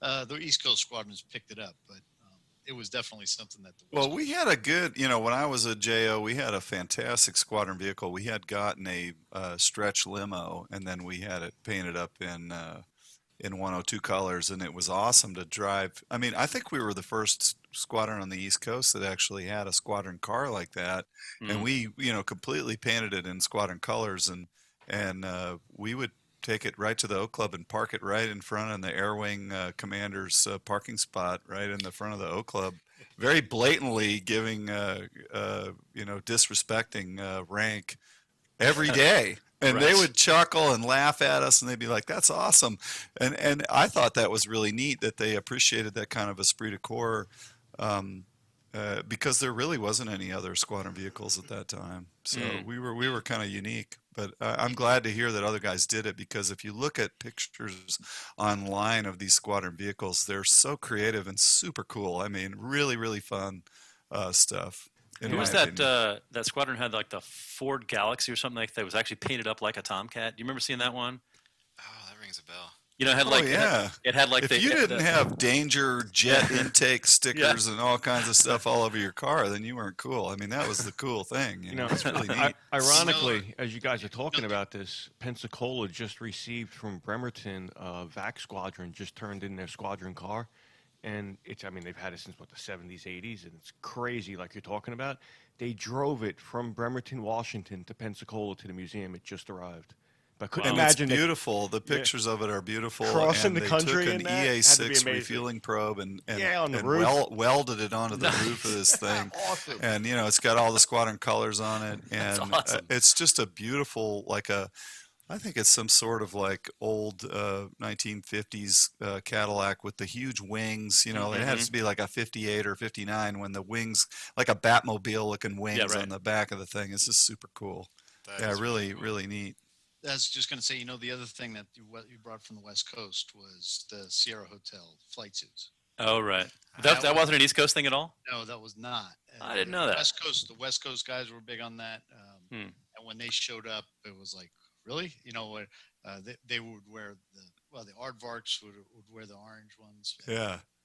We thought that was so disco on the East Right. Coast. We Right. and really where that comes out of, the way I understand the history of it, is basically the Westpac guys would deploy to Asia, Right. and they would get custom suits made. get 'em in Hong Kong not just or flight suits. I'm Philippines or something, talking yeah. about like Yeah. business suits and clothes and shirts and uniforms, Yeah. And then they had the Sierra Hotel flight suits made. So you'd see whole squadrons proudly standing in front of their F-4 Phantoms with these ridiculous, flight suits with these huge collars, like they were in Saturday Night Fever and stuff. And us East Coast guys looked at that like, nah, we don't want to do that. I always And found so that- when it came over, it was kind of like, I'm sure I can imagine exactly what Robo's saying. We were like, what? even when by my time it was pretty well integrated into the squadrons, and I always found it a bit strange. Like they called them Sierra Hotel, and I'm looking at in our case khaki with the little checkered stripe down it. Mm-hmm. I'm thinking I like my green one better. I don't You're think right. there's anything Sierra Hotel about this. Oh no, No. Lorenzo's going to show us an orange one. There you Oh, go. wow. Okay, that's Sierra Hotel. I'll give you that. No, it is kind of a Westpac thing. I mean, you just if you don't do Westpac, I guess it'd be hard to understand if all you did is med cruises, right? So Well, yeah, you're not going to go into Italy and get a custom suit made because it's going to cost you $2,000, right? Yeah. But you could go into But Hong at Kong least and it'd be get Gucci. one for $100 or whatever, and so everybody did it. So yeah, that's really why it's a Westpac thing. 30,000 feet, I have an allergic reaction. My flight suit's from Hong Kong. Yeah, but if you could get an Armani flight suit, I mean, that'd be. Well, Hong Kong and Westpacs are just really a good shopping spree in general, right? You get Totally. your suits, you get your pearls, you go to the Middle East, get your gold, get Yep. your fake Breitling watch. You're Freitling. Totally. You guys are hysterical. Virus, thank you for your service, sir. It's absolutely incredible to hear your story. And again, Checkmates, man, what an awesome squadron. Take them out to the end and sunset them. And great history in the books, man. It really is, honestly. Thank you so much. Thank you. Definitely proud to have you aboard. Let's do some shout-outs here before we get out of here. And just real quick, Josh, you want to jump in? I want to just talk about Discord for 1 minute. And some great things happening over there. And see double the follower base there and some great conversations. And it's just absolutely awesome what's going on over there right now. Very interactive. I appreciate that. Thank you. And before I get started, I just want to thank you. And I feel honored and humbled that you guys let me pop on here and listen to you, kind of sit here. It's late for me, so I've yawned a few times. I apologize. But yeah, thank you for inviting me. So Discord, it's pretty well known as a gaming app. You can chat, you can do text chat, voice chat. You can stream what you're doing. So the DCS players, it's big for them, but it has a lot more potential than that. When I saw what we were doing there, and it was slow. There wasn't a lot going on there. So I reached out to Lorenzo and talked to him a little bit. I had done some Discord work for another game, and we really put some effort into it. We set up sections for every squadron, and ultimately, what I'd like to accomplish is to just make this a repository for all things F-14 Tomcat. If you want to go and find pictures for VF-102, you can click on the VF-102 channel, and just anyone who has photos can post them there. And you can scroll through them and see and see these pictures that no one else has seen before. I know Lorenzo has put some great stuff up from Grumman. I've put some stuff up that I've taken in my travels. But ultimately, I'd love to make this kind of the place to find images and videos of the Tomcat. It's a great plane. Everyone loves it. No one ever says anything about the Tomcat. And just having a place where you can come and see it and hear these stories from the pilots, see these videos. I'm thinking about making a section for fighter fin videos, and as I find cruise videos, I'm going to put them up in the appropriate squadron channels. Really, just like I said, I want to make a place where we can find anything that we want Tomcat related. Just a little correction. No one ever says anything bad about the Tomcat except the Hornet guys who didn't get to fly the Tomcat. I'll say bad things about the Tomcat. That thing tried to kill me like 6 times. Only 6? I'm sure Wow, you're pretty Robo good. would too. Sometimes they keep you Were alive. 2 of them those passes Yeah. you bolted on? I love that airplane. It got me free drinks at the bar more than once, but it also tried to kill me more than once. So that's for Yeah. sure. I have a DVD of all the fighter fling videos with the F-14. I Me probably too. should send that to you, Josh, and you could post all those videos. Maybe you already have them. I don't know, but that's the I've kind of thing found you're them. doing, or no? I've saved them off YouTube, and Uh-huh. what I'm finding is the YouTube videos are now getting audio cut out of them. So Oh, because of the Because of the stuff, songs, because of the yeah. copyright. You know, one of my favorite videos is VF-102 made a really cool 50-year cruise video or a 50-year video, and a lot of the stuff, from the 50s, the audio, the songs that they had put in there have now been cut out of that. Oh, that's a It's shame. a damn shame because you listen to this and it's good music, and then it's just 3 minutes of silence. Right. I get It's it. not the same. No, they're not the same. So, but honestly, I don't think my new computer even has a place where I can put a DVD in. I know, me neither. This thing makes a great coaster for my coffee cup. That's about it. But yeah, I don't know. I mean, I'd love to have it, but I think I would just be taking it from it because Yeah. I don't have a way to get it onto. We could take a picture of a video of the DVD itself, and I'm sure some Navy pilots would say they saw a UFO. Fair enough. Right. What I These might be days. able to do is just screen record playing it. Put it in, play it, hit screen record, and video off that. But yeah, I'm game. I'll do. I love the community. Obviously I'm an outsider here, and that's why I feel so humbled. I grew up around aviation, but I never really. I only got to see the Tomcat fly a couple times, unfortunately. Mhm. I was on the West Coast, but I'll take kind of a runner-up is that I got to watch the Blackbird fly a bunch of times. So, Oh, there you Wow.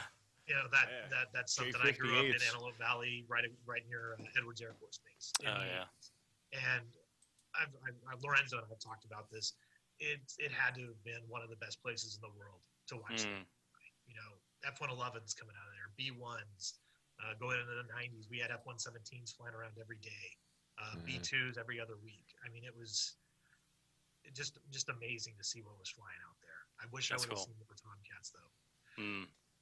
Yeah, beautiful. But again, created a great archive that's, very interactive. And like you said, you can, anything you're in the mood for, you want to see some 213 planes, you want to see, it's a great thing going on, including the general daily conversation of everyone just showing each other, different artifacts, items, and, really good. Just want to give a shout out to that. And again, you can find that Discord on our webpage on the links part at f14calverton.com. Just click on the links and click on Discord, which will take you right to it.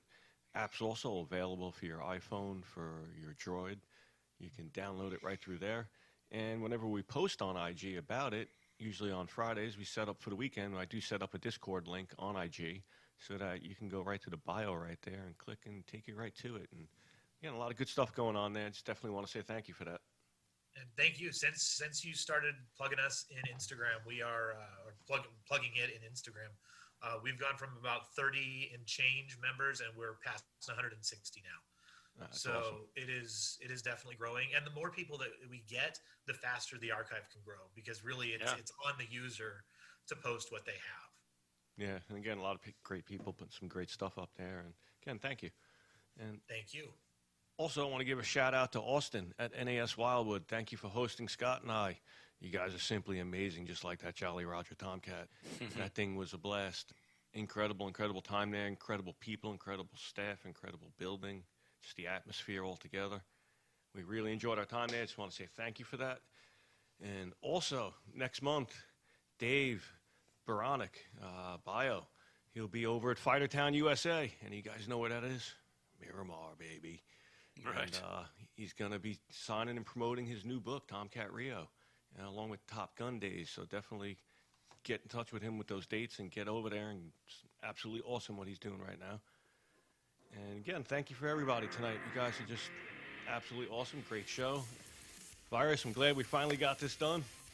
This has been Likewise. Thank you so much. absolutely awesome. We got some upcoming stuff together. Looking forward to doing, and soon to be talking about that and releasing that. Just thank you, everyone. Great night. Appreciate it. Yeah, thanks for hanging with us, everybody. Thank you so much, and thank you for having us. Thanks, Thane.